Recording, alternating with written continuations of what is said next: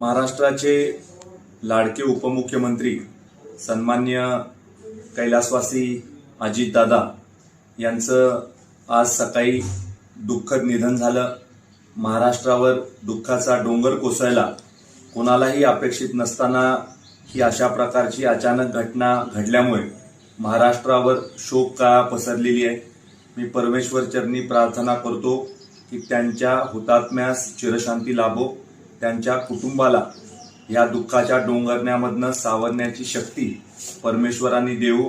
Bharatiya Janata party Satara जिल्ह्याच्या वतीनं आम्ही आजचे सगळे कार्यक्रम हे रद्द केलेले आहेत। सगळ्या कार्यकर्त्यांना कळवलेलं आहे की महायुतीचे आपले नेते आज आपल्यांमध्ये नाहीये आणि त्यामुळं हे सगळे कार्यक्रम रद्द करून सगळीकडं एक शोकाकुल वातावरण असताना एक जबाबदारीची भूमिका सगळ्या कार्यकर्त्यांनी घेण्याच्या बाबतीमधल्या सूचना देण्यात आलेल्या आहेत।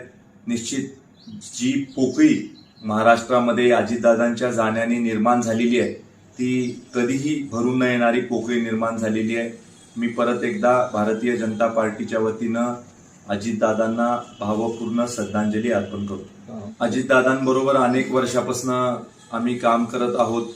भारतीय जनता पार्टी म्हणून ताकदीनं ह्या मतदारसंघात काम करत असताना देखील जे काही मतदारसंघाच्या संबंधित प्रश्न असतील, जिल्ह्याच्या संबंधित किंवा राज्याच्या संबंधित प्रश्न असतील, साखर कारखानदारीशी निगडीत प्रश्न असतील, त्या सगळ्या प्रश्नांच्या विषयी आम्ही दादांचा सल्ला घ्यायचो, दादांकडे अडीअडचणी आमच्या मांडायचो आम्ही, आणि दादा देखील मला खूप चांगल्या पद्धतीनं मार्गदर्शन करायचे, मदत करायचे। त्यामुळे मला देखील व्यक्तिगत खूप मोठं दुःख झालेलं आहे, एक मोठं नुकसान आज माझं देखील झालेलं आहे असं मला वाटतं।